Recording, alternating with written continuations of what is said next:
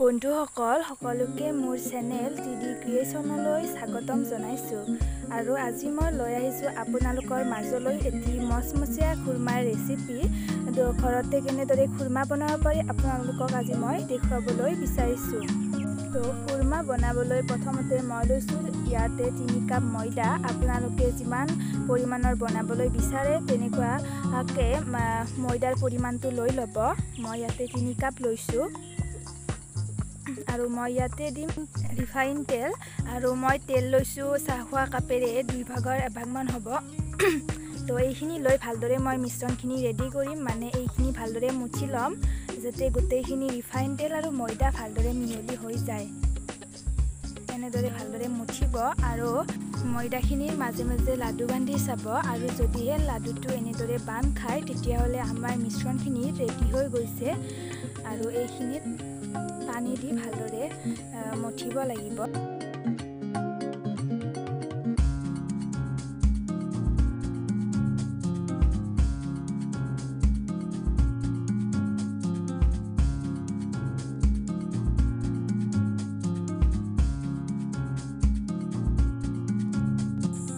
অলপ অলপ পৰিমাণৰ পানী দি ভালদৰে মিশ্ৰণখিনি তৈয়াৰ কৰি ল'ব আৰু ভালদৰে মঠি ল'ব। তেতিয়াহে আমাৰ খুৰমাখিনি অকণমান ঢিলা হ'ব, মানে বেছিকৈ টান হৈ গ'লে একদম খাবলৈ একদমেই ভাল নহ'ব, সকলোৱে মানে খাবলৈ নোৱাৰিব। তাৰপিছত 30 মিনিট সময়ৰ কাৰণে এনেদৰে ঢাকনি মাৰি থ'ব লাডুখিনি, আৰু 30 মিনিট পাছত মই এয়া খুলিলোঁ ঢাকনিখন আৰু ভালদৰে অকণমান সময় আকৌ এবাৰ মুঠি ল'ব। এয়া আমাৰ ময়দাখিনি ভালদৰে মুঠি লোৱা হৈ গ'ল আৰু ইয়াৰে বনাম মই লাডু। যিমানটো পৰিমাণৰ পাৰে তেনেদৰে লাডু বনাই ল'ব, যিমানটো চাইজৰ আপুনি কৰিব বিচাৰে। ইয়াতে 4টা লাডু বনাইছোঁ ডাঙৰ ডাঙৰ চাইজৰ। আপোনালোকে যিমানটো পৰিমাণত লয় সেই অনুযায়ী লাডু বনাব আৰু ভালদৰে বেলি ল'ব।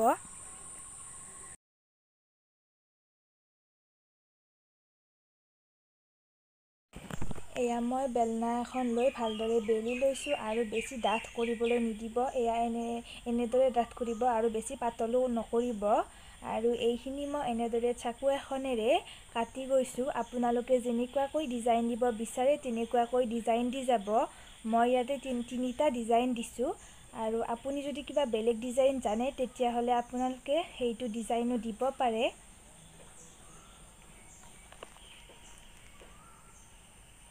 তাৰপিছত এনেকুৱাকৈ মই কাটিছোঁ, আপোনালোকে যেনেকুৱাকৈ বিচাৰে তেনেকুৱাকৈ কাটি ল'ব। চুগাৰ চিৰাপখিনি বনাবলৈ মই এটা চচপেন লৈছোঁ আৰু ইয়াতে মই দিছোঁ চেনি। মই চেনি 2 কাপ ব্যৱহাৰ কৰিছোঁ আৰু পানী দিছোঁ 1 কাপ। আপোনালোকে পৰিমাণ অনুসৰি দি ল'ব চেনি পানীখিনি। আৰু এইখিনি মই ভালদৰে এবাৰ লৰাই ইয়াতে মই দিম এটা ইলাচি। এনেদৰে ইলাচিটো দি ভালদৰে এইখিনি মিক্স কৰি যাব। ইলাচি দিলে ইয়াৰ গোন্ধটো ধুনীয়া হয়। আৰু এইখিনি এয়া উতলি আছে আৰু জুইটো ল' কৰি দিব গেছৰ, আৰু ভালদৰে উতলি থাকিবলৈ দিব ডাঠ হোৱালৈকে। এইফালে মই কেৰাহী বহাই কেৰাহীটো গৰম হোৱাত দিছোঁ তেল প্ৰায় 2 কাপৰ সমান, আৰু এইখিনি গৰম হোৱাত ইয়াতে মই দি দিছোঁ গোটেইখিনি খুৰমা। কাটি লোৱা খুৰমাখিনি মই ইয়াতে দি দিছোঁ। যদিও প্লেটখনত এনেদৰে 1টা 2টা 3টা এনেদৰে লাগি ধৰিছে, কিন্তু তেলত দিলে এইখিনি লাগি নধৰে, গোটেইখিনি এৰি যাব। এইখিনি মই লৈছোঁ খুৰমা আৰু এইখিনি ভজা হৈ গ'ল। বেছি ৰঙচুৱা নকৰিব নহ'লে তিতা লাগিব খাবলৈ। আৰু এইখিনি এনেকুৱা হোৱাত মই অকণ ৰঙচুৱা হৈছে, বেছি ৰঙচুৱা হোৱা নাই। আৰু এনেদৰে গোটেইখিনি ভাজি লৈছোঁ। এইখিনিও হৈ গ'ল। গৰমে গৰমে ভাজি থোৱা খুৰমাখিনি গোটেইখিনি চুগাৰ চিৰাপত দি দিছোঁ আৰু ভালদৰে লৰাই থাকিব ভালদৰে। আৰু এইখিনি লৰাই থকাটো খুব প্ৰয়োজন হয় চুগাৰ চিৰাপত দিয়াৰ পিছত। যেতিয়া এইখিনি ডাঠ হ'ব তেতিয়া গেছৰ ফ্লেমটো নুমাই দিব, চুইচটো অফ কৰি দিব আৰু ভালদৰে লাৰি থাকিব তেতিয়াও, কাৰণ এয়া চাওক লাহে লাহে চেনিখিনি গোট মাৰিছে।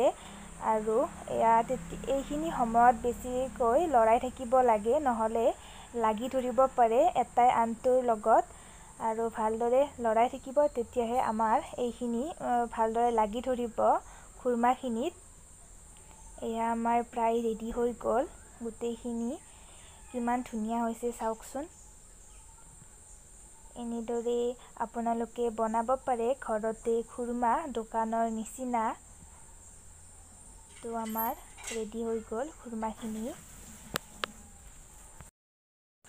এয়া 3টা ডিজাইনত বনাইছিলোঁ মই খুৰমা। আপোনালোকে যি ডিজাইনত বনায় তেনেকৈ বনাই ল'ব।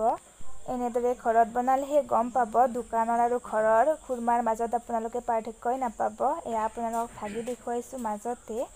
আৰু যদি মোৰ ভিডিঅ'টো ভাল লাগিছে প্লিজ এটা লাইক কৰিব, ভিডিঅ'টো শ্বেয়াৰ কৰিব। যদি আপুনি মোৰ চেনেলটোত নতুন হয় তেতিয়াহ'লে মোৰ চেনেলটো ছাবস্ক্ৰাইব কৰি ল'ব। পুনৰ লগ পাম আন এটি ভিডিঅ'ৰ সৈতে। ভিডিঅ'টো সম্পূৰ্ণকৈ চোৱাৰ বাবে বহুত বহুত ধন্যবাদ।